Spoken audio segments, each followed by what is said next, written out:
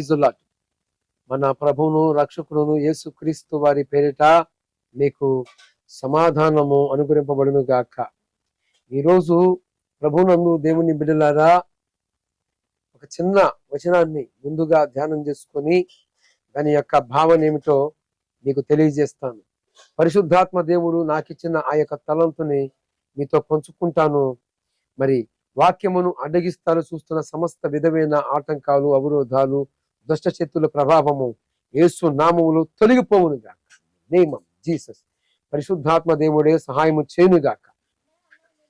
ప్రభునందు దేవుని బిడ్డలారా, నీ ప్రేమ చేతను, ఆయన యొక్క మమకారము చేతను మనందరినీ ఆయన కాపాడుతున్న విధానాన్ని బట్టి ఈరోజు గత సంవత్సరములో 2024 సంవత్సరములో ఎంతో మంది కాలగర్భములో కలిసిపోయారు. ఎంతో మంది ఊరుకు ఉత్తరాన పెట్టబడ్డారు. కానీ ఈరోజు ఈ రీతిగా మనము బ్రతికి ఉన్నాము అంటే ఎవరి భాగ్యము, ఎవరి దానము అంటే ఈ యేతువాదులు కావచ్చు, నాస్తికవాదులు కావచ్చు, అసలు దేవుడే లేదు అనేవాడు కావచ్చు, ఏమంటే వీరందరూ కూడా 2024 సంవత్సరములోనే అంతమించిపోవాల్సిన వారు ఏ కారణాన్ని బట్టి ఇంకనూ బ్రతికి బట్టగడుతున్నారు? వీరిలో నాస్తికవాదులు ఉన్నారు, ఇతండ వాదం చేసే వాళ్ళు ఉన్నారు, అపహాసకులు ఉన్నారు, మూర్ఖులు ఉన్నారు, మూఢత్వములో మూఢ ఆచారాలతో ఉన్నవారు ఉన్నారు. అయినప్పటికీ వారు కూడా ఎందుకు బ్రతికి బట్టగట్టడానికి దేవుడు కృప చూపాడు? ఏంటి కారణము? ఏమండి, ఒక వచనాన్ని మీ దృష్టికి తీసుకొస్తాను. సామెతల గ్రంథము 22వ అధ్యాయము 15వ వచనములో ఇలాగ రాయబడి ఉంది. బాలుని హృదయములో స్వాభావికంగా పుట్టును. అది ఏమిటి స్వాభావికంగా పుట్టేది? మూఢ ఆత్మము. అదే మూఢత్వము, అదే మూర్ఖత్వము. ఒక చిన్న బాలుని తీసుకుంటే వాడికి ఏ తల్లిదండ్రులు కూడా పక్కవాడి పెన్నులు కొట్టేమని, లేకపోతే ఆ పక్కవాడి యొక్క బ్యాగులో ఉన్నవి దొంగలించమని కానీ చెప్పరు. వాడు స్వాభావికంగానే తల్లి గర్భమందునే వాడు పాపం అనే కోపములో నుండి వచ్చిన వాడు గనుక వాని యొక్క స్వభావం ఎలాగ ఉంటుంది అంటే, బాల్యములోనే వాడి హృదయములో మూఢత్వముతో వాడు బయటికి వస్తున్నాడని పరిశుద్ధ గ్రంథము మనకు సాక్ష్యం ఇస్తుంది. బాలుల హృదయములో స్వాభావికంగా మూఢత్వం పుట్టిద్దట. అది ఎప్పుడు పుడుతుంది? వాడు బాల్యము నుండే. మరి ఎలాగా వాడిని సరిచేయటం, ఎలాగా వాడిని ఎలాగా కాపాడుకోవాలి? అయితే బాలుల హృదయములో స్వాభావికంగా మూఢత్వం పుట్టును. ఆ మూఢత్వమును శిక్షా దండన పారదోయను, పారతోలును. మూర్ఖత్వం అన్నా ఏమండి ఒకటే. మూర్ఖత్వము రెండు ఒకటే. ఇప్పుడు ఒక బాలుని తీసుకుంటే వాడికి మంచి ఏంటి వాడికి తెలియదు, వాడు ఏం చేస్తున్నాడో వాడికి అర్థం కాదు. అలాగనే విడిచిపెడితే వాడు ఏ పరిస్థితికి వెళ్ళిపోతాడో తెలుసా? ఒక రోజున కనీ పెంచిన తల్లిదండ్రులు కూడా లెక్క చేయలేకుండా ఒక రోజున వారి మీదనే కత్తి పెట్టడానికి సిద్ధమవుతాడు. వాడిని బాల్యము నుండే, అంటే మీకు స్పష్టంగా అర్థం కావాలని, బాలు హృదయములో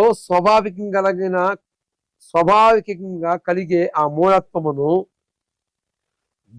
దానిలో నుండి శిక్షా దండము తోలివేస్తుందట. శిక్షాదండము తోలివేయటం ఏమిటి అని మీరు నన్ను అడిగినట్లయితే, శిక్షా దండనకి ఉదాహరణగా. మరి ఈనాడు మనం చూస్తే యేసు ప్రభువుని నమ్ముకోండి, యేసు ప్రభు వారిని అంగీకరించండి.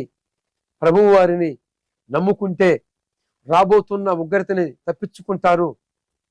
తెలిసినవి తెలియకని, తెలిసి చేసినవి, తెలియక జరిగినవి, వాటన్నిటిని కూడా భగవంతుడు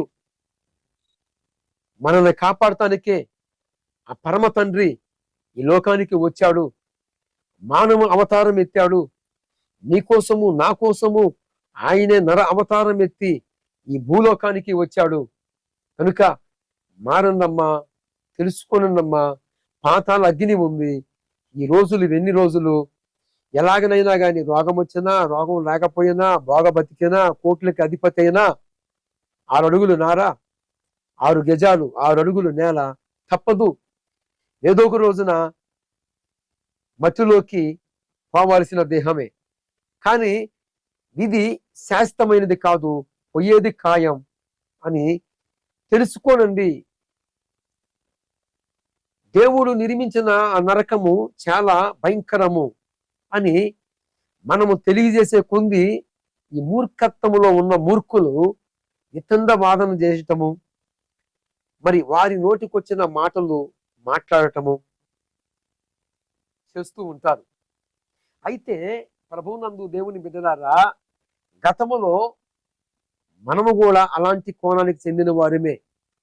ఈనాడు లోకస్తులు మన దృష్టికి ఎలాగ ఉన్నారు అంటే, ఎందుకు వీరికి ఏమవుతుంది, ఎంత చెప్పినా కూడా వీళ్ళు తెలుసుకోలేకపోతున్నారు. ఇక్కడేమో బాలుల హృదయములో స్వాభావికం కలిగిన మూఢత్వం పుడుతుంది, దానిని శిక్షాదండము తోలివేస్తుంది అని మనం బాగానే చదువుకున్నాము. కానీ ఇది మనకి బాగానే ఉంది. కానీ గత కాలాలలో అనేక రకాలైన పూజలు, పునస్కారాలు, హోమాలు, యజ్ఞాలు, జపం, తపం, మంగళదీక్ష, మాలధారణ, అర్పణ, తర్పణ, భూదానము, అన్నదానము, వస్త్రదానము, అన్ని దానాల కంటే అన్నదానము గొప్పదని రకరకాలుగా భక్తి ముసుగులో భగవంతుణ్ణి చేరాలని అనేక రకాలైన పూజలు, గుంజులు తీశాము, అరిచేతులు ఆరత కొప్పర వెలిగించాము, కాళ్ళ గెజ్జి కట్టాము, రకరకాలుగా కొలుపులు, రకరకాలుగా దేవతల పేరిట పశువులని బలిచ్చాము. అయినను మోక్షము లభించలేదు. మనుషుని మీద ఆ యొక్క కర్మ ఫలము అలాగనే ఉండిపోయింది. ఏమిటి కారణము? ఇదే. దీన్ని తెలుసుకోవటానికి శిక్షాదండము అవసరమై ఉన్నది. శిక్షణ అనగా ఎక్కడ దొరికిద్ది? ఉదాహరణకి స్కూలుకి చిన్నపిల్లగాన్ని పంపిస్తే వాడు ఆ స్కూలు ఎగగొట్టి ఆ స్కూల్లోకి పోకుండా అలా పక్క తిరుగుతూ ఉంటే వాని తోటి స్నేహితులు, వానితో ఉన్న పిల్లలు పరిగెత్తుకుంటూ వెళ్ళి పంతులు గారికి చెప్తారు. ఏమని? అయ్యా మాస్టర్ గారు, వాడు రాలేదు కదా, వాడిని మేము పలానా సారి చూసాము అంటే మాస్టర్ గారు పవర్ ఇస్తారు ఆ పిల్లలకి. ఏమని? మీరు వెంటనే వెళ్ళి వాడిని తీసుకొని రండిరా అని చెప్పి, వీడు రాకముందు మాస్టర్ గారు చేతి పట్టుకొని ఉంటది. ఏంటి అంటే బెత్తము, ఒక కర్ర. బెత్తము చేతుల్లో ఉంచుకొని వాడు రాంగల్నే వాడిని నిలవబెట్టి అందరూ ముందర కోటింగ్ ఇస్తాడు. ఆ కోటింగ్ ఇచ్చినప్పుడు ఆ బయట తిరిగినప్పుడు అవన్నీ కూడా ఒప్పుకొని, పంతులు గారు నేను అలాగ చేయను, ఇక ఇది మూలుకొని అందరితో పాటు వచ్చి కూకుంటాను, నేను చదువుకుంటాను, ఇక నేను చేయను అని చెప్పి తప్పు ఒప్పుకొని సరిదిద్దుకుంటాడు. ఎప్పుడు? శిక్షాదండము ఉపయోగించినప్పుడు. అలాగనే బాలు హృదయములో స్వాభావికం కలిగిన మూఢత్వము పుట్టిద్ది. ఆ మూఢత్వమును పారదోలేదేంటో తెలుసా? శిక్షాదండము. ఈరోజు కరుణాకర సుగుణ, బోకర లలిత కుమారు, రాధా మనోహర దాసు నిత్యంగా వేదనగా ప్రభువు వారిని నమ్ముకున్న వారిని, సంఘాలని, దైవజనుల్ని నోటికొచ్చినట్లుగా దూషిస్తూ ఉన్నారు. అయినను ప్రభువారు ఎందుకు వెయిటింగ్ చేస్తున్నాడు? ఎంతసేపు? ఆయన సెలవిస్తే సింహాలు నోరు మూసుకున్నాయి. ఆయన సెలవిస్తే అగ్ని బలమంతా కూడా చల్లారిపోయింది. అంతగా దేవుడి యొక్క సమస్తము ఆయనకి సాధ్యమైన ఆ భగవంతుడు ఎందుకు మౌనే అయి ఉన్నాడు? తన పిల్లల మీద నిందలు, దూషణలు రకరకాలుగా మాట్లాడుతూ ఉంటే ఎందుకు ఆ దేవాది దేవుడు మౌనం అయి ఉన్నాడు అంటే శిక్షాదండము అవసరమై ఉన్నది. వాని యొక్క మాటల ద్వారాకి మనము క్రైస్తవాన్ని అనగదొక్కాలని అనేక ప్లానులకి రెట్టింపు బలం పొందుకుంటాం. ఇతరులు మాట్లాడినప్పుడు మాట్లాడకపోతే యాజిడిజ్గా ఉంటాము, సమాజంతో సమానంగా బతుకుతాం. కానీ ఇతరులు మాట్లాడినప్పుడు ఎప్పుడు లేని కన్నీళ్లు కారుతూ ఉంటాయి. ఎందుకో తెలుసా? రేపబడుతూ ఉంటాం. శిక్షాదండము మనకు అవసరమై ఉన్నది. దేవుడు ప్రేమించు వారిని శిక్షిస్తాడట, ఆయన గద్దిస్తూ ఉన్నాడట. ప్రకటన గ్రంథము 3వ అధ్యాయము 19వ వచనములో నిన్ను ప్రేమించు వారిని శిక్షించి గద్దిస్తున్నాను అన్నాడు. అయితే శిక్షాదండము వాడకపోతే దేవుడు వారిని ప్రేమించిన వాడు కాదు. ఒక నిజమైన తల్లిదండ్రులుగా ఉన్న వ్యక్తులు బాల్య దినాల నుండే వాడికి బుద్ధి చెప్పకపోతే వాడు ఒక దశలోకి వచ్చేటప్పటికి ఆ తల్లిదండ్రుల మీదనే కత్తి పెట్టి ఈ రోజున నిర్దాక్షిణంగా వారిని అనాథ ఆశ్రమంలోకి నెట్టివేస్తున్న పరిస్థితులు చూస్తున్నాం. నిర్దాక్షిణంగా కనీ పెంచిన వారికి రెస్పెక్ట్ ఇవ్వకుండా నోటికి వచ్చినట్లుగా ప్రలోభాలు పలుకుతూ ఉన్న వారిని ఈరోజు మనం చూస్తున్నాం. ఎందుకు? ఏమైంది? వాడు బాల్య దినాలలో నుండే తల్లిదండ్రులు వానికి శిక్షణ ఇవ్వలేదు, బెత్తము ఉపయోగించలేదు. వాడు భ్రష్టుడైపోయాడు, ఆమె భ్రష్టురాలైపోయింది. బాల్య దినాలలో నుండే వారికి ఇవ్వాల్సిన శిక్షణ వారికి అందలేదు. కారణం బట్టి, ఆ యువతువును బట్టి వాడు ఈ రోజున తల్లి తండ్రికి విధేయుడు కాకుండా అవిధేయుడిగా ఉన్నాడు. తల్లిదండ్రులకి విధేయుడు అయిన వాడే దేవుడికి విధేయుడిగా మార్చబడతాడు. తల్లిదండ్రులకే, కన్నీ పెంచిన తల్లిదండ్రులకే రెస్పెక్ట్ ఇవ్వకుండా మాట్లాడేవాడు భగవంతుని కూడా గౌరవించలేడు. ఈరోజు అలాంటి వ్యక్తులని ఈ కరుణాకర సుగుణ, రాధా మనోహర దాసుని, మరి బోకర లలిత కుమారు ఇలాంటి వ్యక్తులేనని చెప్పుకోవచ్చు. సమాజమును ప్రేమించాలి అంటే మొదటిగా కని పెంచిన తల్లిదండ్రులని ప్రేమించగలగాలి. సమాజంలో ఉండాలి అంటే, సమాజంలో వ్యక్తులని ప్రేమించాలి అంటే మొట్టమొదటిగా భయము అనేది దేవుని ఎడల ఉండాలి. బాల్య దినాలలో నుండే బాలు హృదయములో మూఢత్వం పుడుతుంది. ఆ మూఢత్వమును శిక్షాదండన తోలివేస్తుంది. కనుక గమనించండి, ఇలాంటి వ్యక్తులందరికీ ఈ నా కౌంటరు, ఇక సంఘములో ఉన్నవారులారా, నన్ను వెంబడిస్తూ నా మాటలని స్వీకరిస్తున్న నా బిడ్డలారా, మీ అందరికీ ఈ 2025 సంవత్సరములో ఈ శుభ ఆరంభములో 2వ రోజున మీకు ఈ యొక్క సందేశమును పరిశుద్ధాత్మ దేవుడు మీతో మాట్లాడుతున్నాడు. శిక్షాదండను అవసరము. ఆనాడు దావీదు జనసంఖ్య లెక్కేపించాడు. జనసంఖ్యను లెక్కేపించిన కారణాన్ని బట్టి దావీదు మనసు కొట్టుకున్నది. అయ్యో, నేను ఎంత పాపము కట్టుకున్నాను, జనముతో నాకేం అవసరము, నేను దేవుని వైపు చూడాలి కదా, దేవుడే కదా పంపించేది, దేవుని పాదాలు పుట్టుకోవాలి కదా అనుకోకుండా దావీదు పనివాడు చెప్పినప్పటికీ వినలేకుండా జనసంఖ్య లెక్కేపిస్తాడు. ఆ యొక్క కారణాన్ని బట్టి దేవుని మహా ఉగ్రత ఇశ్రాయేలు ప్రజల మీదకు వచ్చింది. ఎందుకు? హెడ్ ఆఫ్ డిపార్ట్మెంట్ గా ఉన్న కాపరిగా ఉన్న ఆ యొక్క కాపరి జనసంఖ్య లెక్కేపించాడు. దాని యొక్క పాప బలమే ఆ సమాజంలో ఉన్న వారందరినీ సుమారు మించు 70,000 మందిని చంపబడ్డాడు. ఏమిటి? దావీదు జనసంఖ్య లెక్కేపించాడు. వచ్చాడు ప్రవర్త వచ్చాడు.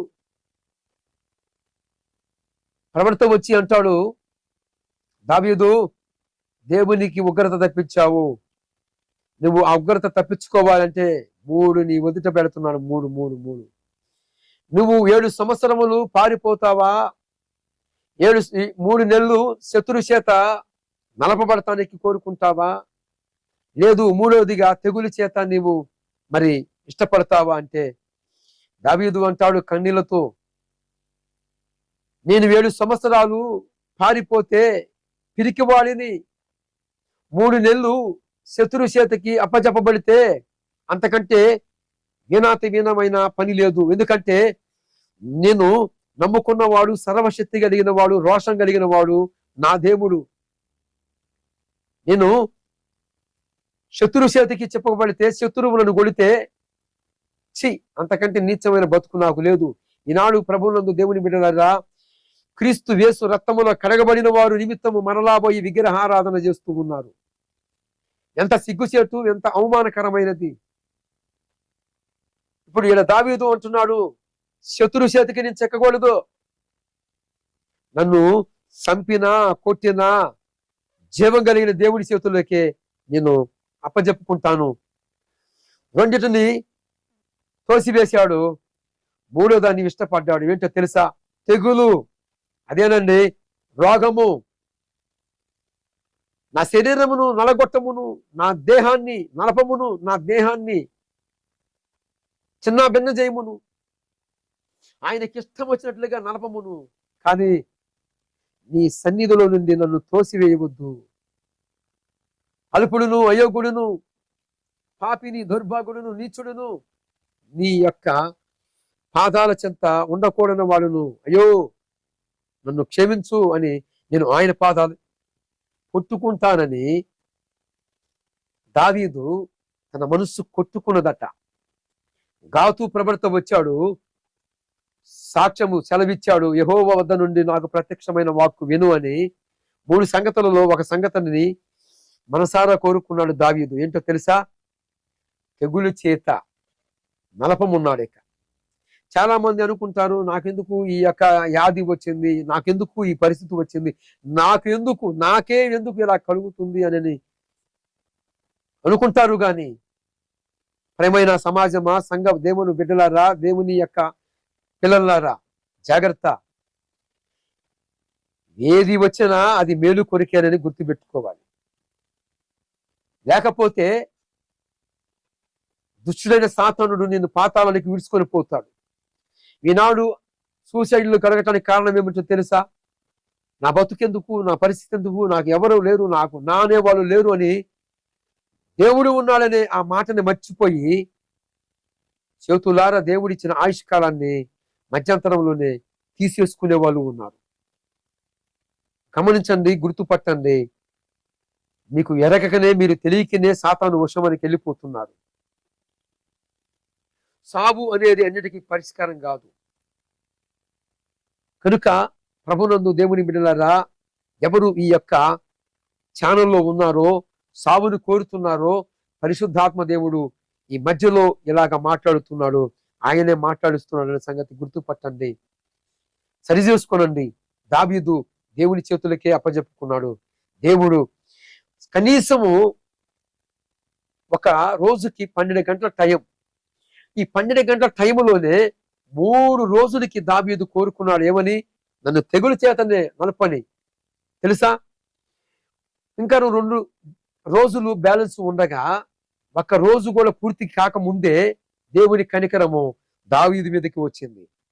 Praise the lord. దేవుని యొక్క కనికరము దావీదు మీదకి వచ్చింది. 12 గంటల టైములో యెహోవా దూత వస్తే 70,000 మందిని కూల్చివేసింది. ఈ 70,000 మందిలో కూడా ఎవరో తెలుసా? కూల్చబడిన వారు ఎవరో తెలుసా? దూత చేత సంపబడిన వారు, సంహార దూత చేత సంహరింపబడిన వారు ఎవరో తెలుసా? 70,000 మందిలో విగ్రహార్థికులు ఉన్నారు, చంచల మనస్తత్వం కలిగిన వారు ఉన్నారు. గనుకనే 70,000 మంది కూల్చబడ్డారు. 12 గంటల టైములోనే దూత వస్తే, యెహోవా దూత ఎవరో తెలుసా?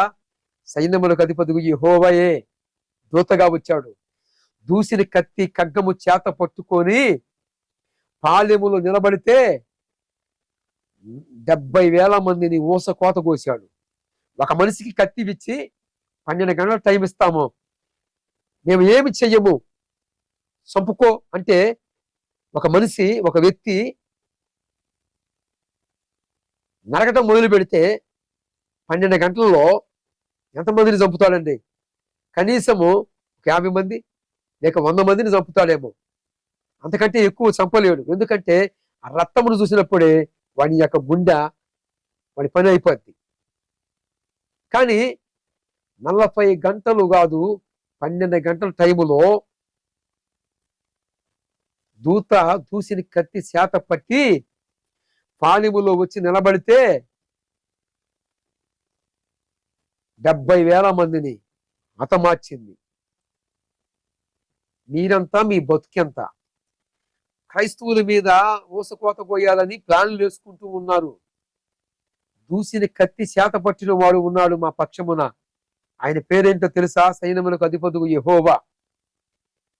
దూసిని కత్తి శాత పట్టుకొని ఖడ్గము, 2 అంచెల ఖడ్గమును చేత పట్టుకొని తన పిల్లల పక్షమున యుద్ధం చేసేవాడు ఉన్నాడు. ఆయన పేరు నజరేయుడైన యేసు. ఎందుకు మౌనంగా ఉన్నాడు తెలుసా? రాధా మనోహర దాసు, కరుణాకర సుగుణ మీరు మాట్లాడుతుంటే ఆ మాటలు వింటున్నాడు ఆయన. ఎందుకు మౌన అయి ఉన్నాడో తెలుసా?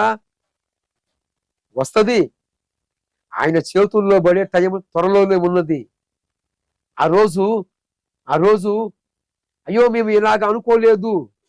ద్రవల సింహాసన తీర్పు ఉన్నది. ప్రకటన గ్రంథము 20వ అధ్యాయము 11వ వచనములో ద్రవల సింహాసన తీర్పు ఉన్నది. ఆ తీర్పులోకి వచ్చినప్పుడు ఊహించిన రీతిగా ఆయన ఎదుట నిలబడినప్పుడు అయ్యో నేను అనుకోలేదే అని గుండెలు కొట్టుకొని, రొమ్ములు కొట్టుకొని ఏడ్చినాను. ఆ రోజు ప్రభువారు అపహాసం చేస్తాడు.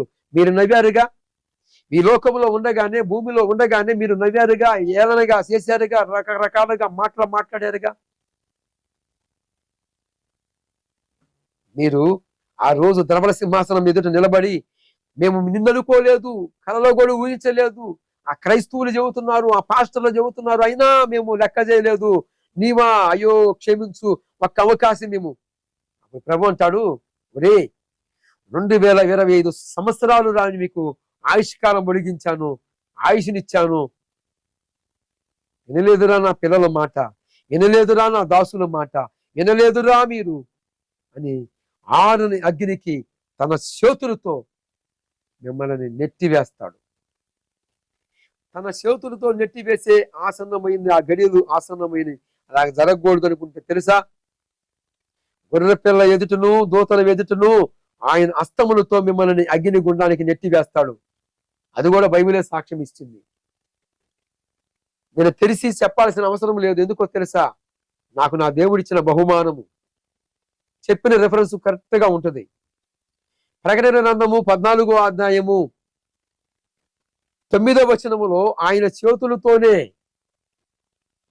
నెట్టి వేస్తాడట ఆరని అగ్నికి. ఎక్కడైనా మారుతారా? ఈ భూలోకములో ఉండగానే మీరు మార్పు చెందాలి.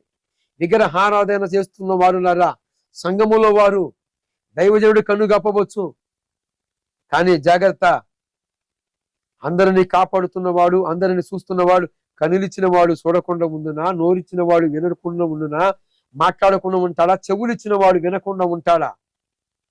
ఎంత అవివేకివి! బాలు హృదయములో స్వాభావికం కలిగిన ఆ మూఢత్వమును శిక్షాదండము పారదోలుతుంది. జాగ్రత్త. ఈరోజు ఒక్కొక్కరు ఒక్కొక్క సాక్ష్యం ద్వారాగా ప్రభు దగ్గరకు వస్తూ ఉన్నారు. గతములో మనము కూడా అదే మూఢత్వములో, మూఢాచారములో ఉన్నాం.